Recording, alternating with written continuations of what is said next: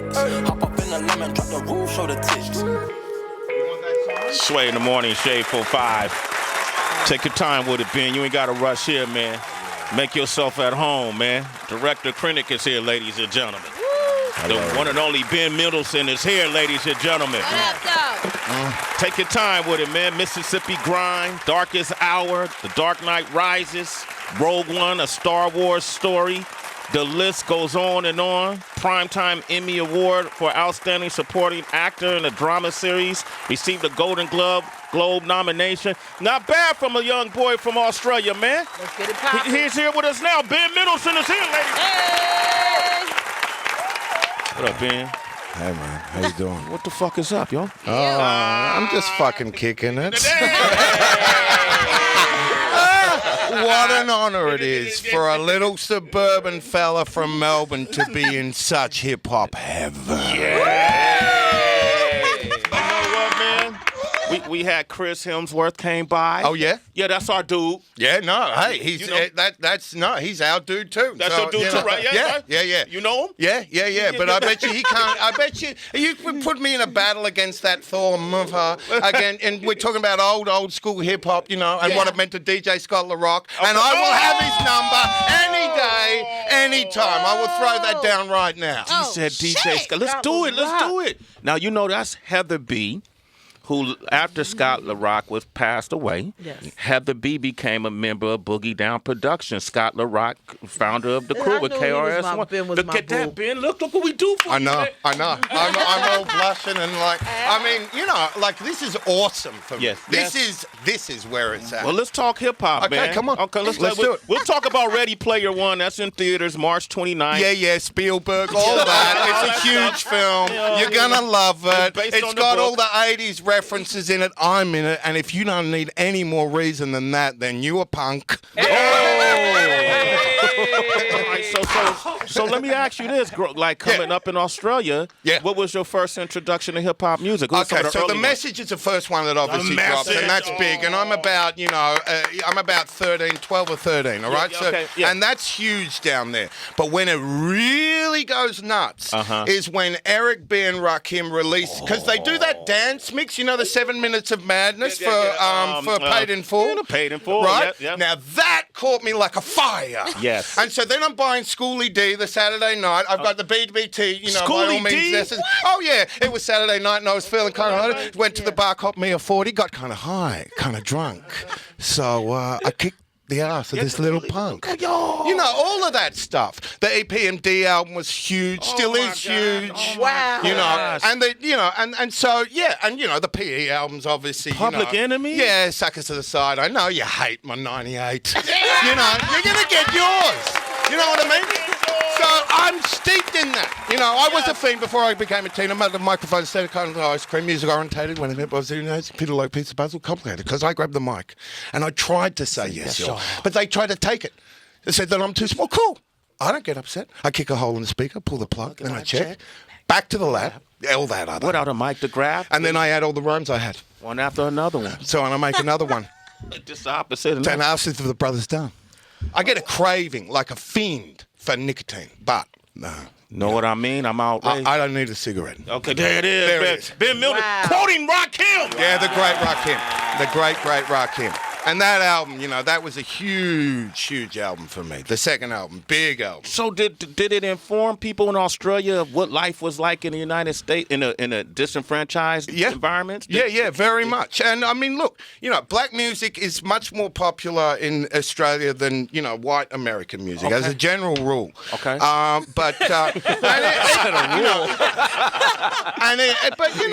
reckon I learned as much about acting from hip hop as any other source. Break that down. Because you know what I mean? You learn a certain kind of attitude. You learn a kind of a... I don't know. It's about a way of expressing. And the best hip-hop songs, they make you angry and they make you want to cry at the same moment. Yeah. The real masterpieces make you... They give you a feeling like nothing else. Wow. Man, this is dope, man. Yeah. Ben Mendelsohn is here, ladies. He's in a new movie, by the way, but with Steven Spielberg. we didn't touch on that. Yeah, that. Okay, cool. So what was it like for you growing up? Like, what kind of, you grew up in a suburb? Or you grew up... I come from the way out suburbs, which you sort of want to think of like, you know, I mean, it's sort of like, you know, Leonard Skinner kind of territory. You know what I mean? Okay. You know, it's AC/DC. It's very, you know, it's big cars, it's car culture, it's all that. You know, so it's kind of got a southern vibe to it and whatnot. It's rough. You know, you're up to a lot of, you know, and it was the 80s. And it was the 80s. Yeah. Oh, you poor little kids growing up now. I tell you why you want to go see this movie, because it shows you everything that you can never do now with your social media and everyone watching you all the time. Back in the 80s, you know, you could slip between them cracks. And you know, you could get away with things. Yeah. You can't do anything nowadays. And even with Ready Player One, and it's about, what is the Oasis? Okay, so the Oasis is kind of like you trip and you can do anything you want. It's virtual reality kind of heaven. And Earth kind of sucks. You know, everyone's living in like, you know, it's like The Message, you know, and then you can kind of, you know, you can slip on some goggles and you can go in this place and you can do whatever you want. You can be whoever you want. Now, I play this dude that owns all the hardware. You know, I'm like Mr. Superfloss. Okay. You know, I got it all, but I need a little bit more. I'm kind of like the Rick Ross, if you like. You know, you're the boss. I'm going the whole thing. You know, masterminding this and ready to take down the Oasis itself. So these little punk kids are trying to get all the Easter eggs from the Oasis so they can run it and make it free for everyone. I need to send a price signal for that. You know what I mean? I'd be like the Mac Daddy up in it. You the Mac Daddy? Well, you got to clarify, because some people might think literally Easter eggs, but an Easter egg is like a hidden item within a game, or there's even some in films. So it's like the creator of the Oasis put these hidden items that you have to find, and it's been, the search for it has gone on so long that a lot of people have given up, and so that's why he sort of put all these resources together to try to get these Easter eggs and to overtake the whole thing. I get it. You are saving my ass. Thank God you're here. So what's the larger narrative, if you would, that we could almost parallel to everyday life? You know, don't spend too much time tripping in the social media and whatnot. Like, talk to another human. You know, like you know, have a little talk with God if you like. Whatever, you know, like get out of the device. Okay, there it is. Ben Mendelsohn is here, man. We're gonna open up the phone lines 888-742-3345. What we gonna do is go back. How far back we going? Way back at the time.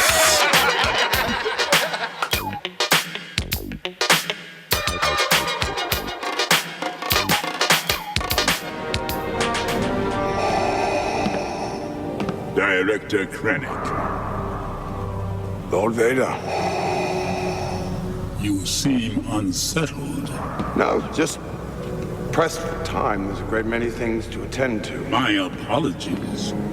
You do have a great many things to explain. I delivered the weapon the Emperor requested. I deserve an audience to make certain that he understands its remarkable potential. You were not summoned here to grovel, Director Krennic. No, it's... There is no Death Star. Wow. It's like a Wu-Tang. Like a Wu-Tang break, isn't it? Yeah, but you like, that's it's like something from the 36 Chamber. Yeah, that was an interlude. I wanted them to redo it there. Star Wars Rogue One director, Krennic, Ben Mendelsohn is here.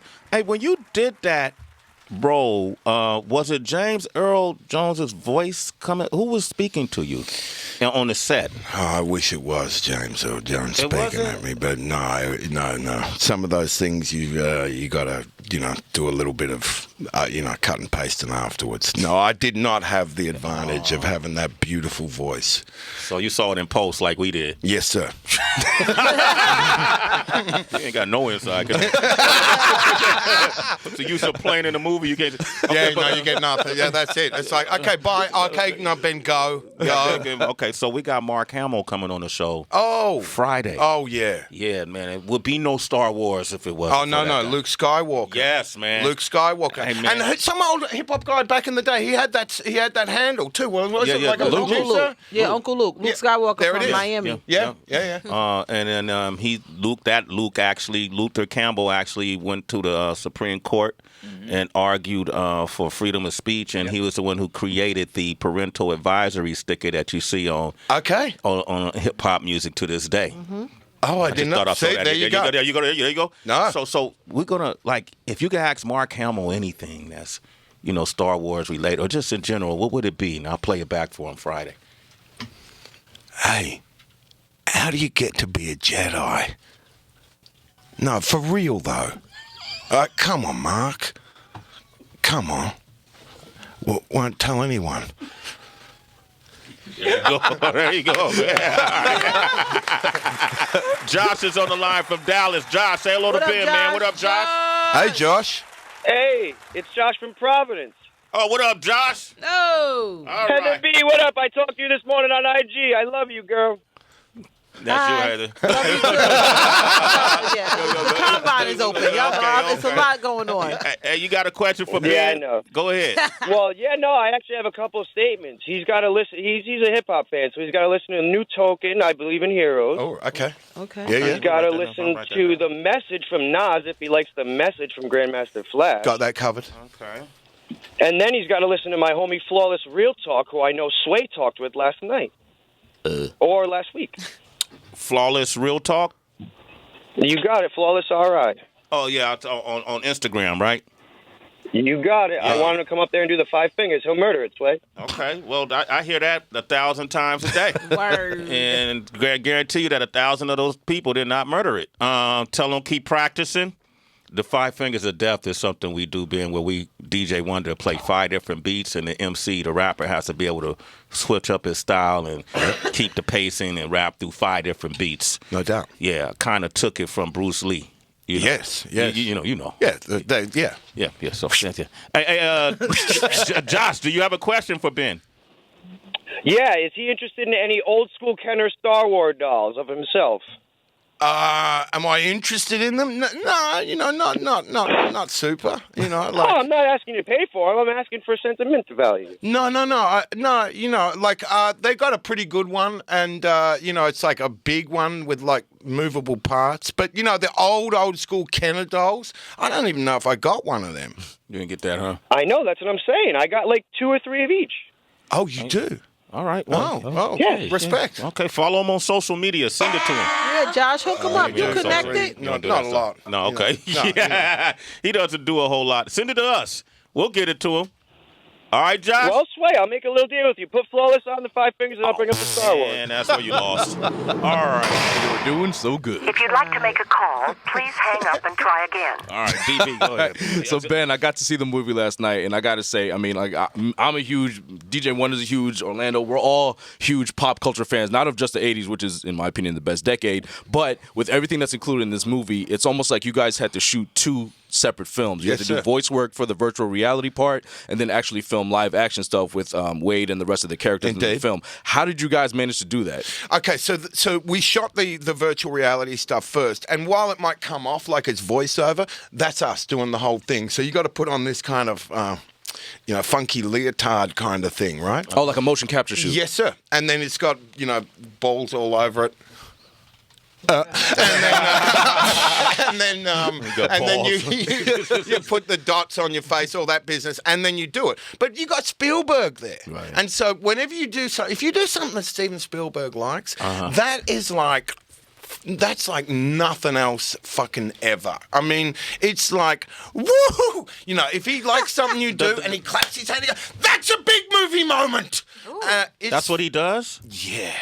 That's what Spielberg does if you nail it? Yeah, it's fucking awesome. What does he do when you don't nail it? Crickets? Tumbleweeds rolling down that street. Is he sociable like on the set? Oh, no, he's an angel. He's excellent. I mean, he is. He's a really sweet guy.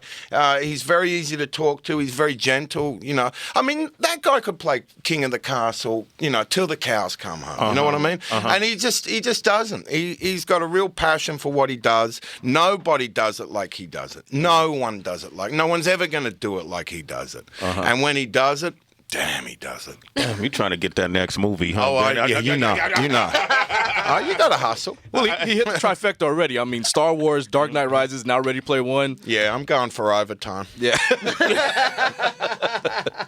Damn, I can only imagine. When you look at Steven Spielberg, like some people you could look at, Neil deGrasse Tyson, you could look at him and go, he's smart. The guy just passed away, Hawkins. Stephen Hawkins. Stephen Hawkins. You could look at him, he's probably smart. When you Spielberg, can you look at him and see the genius?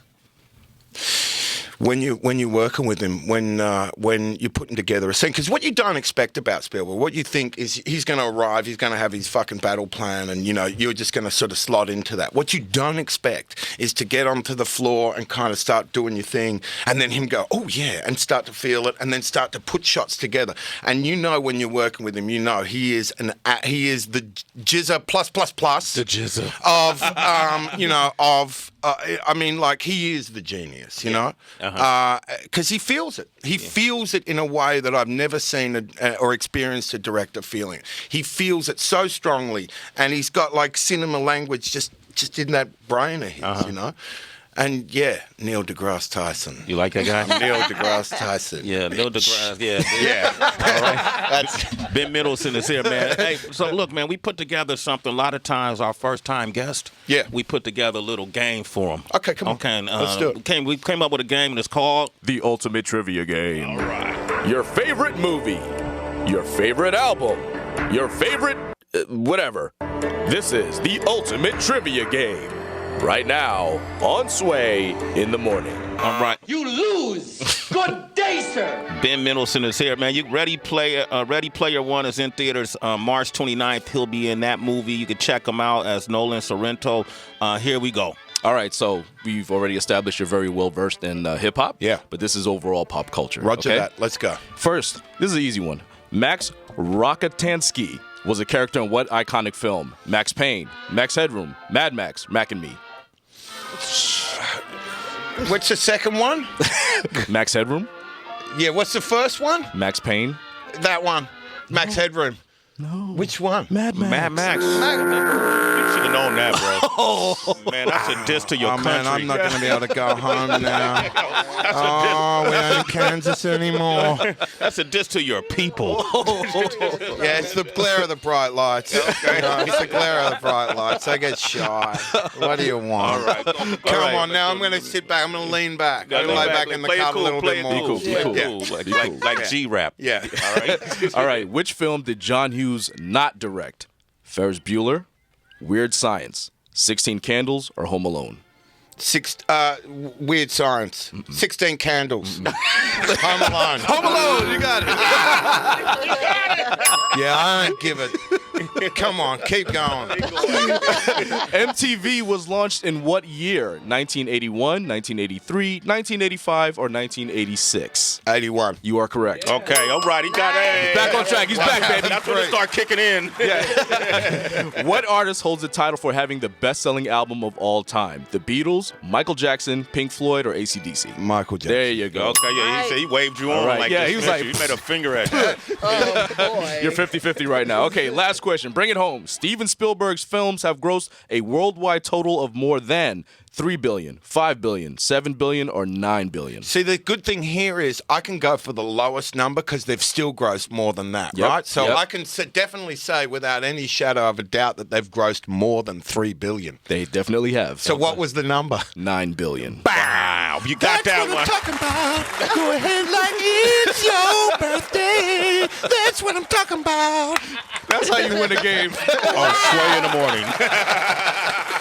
Yo, hey, Ben, whenever you in New York, come hang out with us, man. It would be an honor. Man, it would be an honor. You officially a citizen, Sway in the brother. morning, baby. Okay. Thank you. Ben Mendelsohn, make sure you check him out on Ready Player One in theaters March 29th. We dedicating this to you, Ben.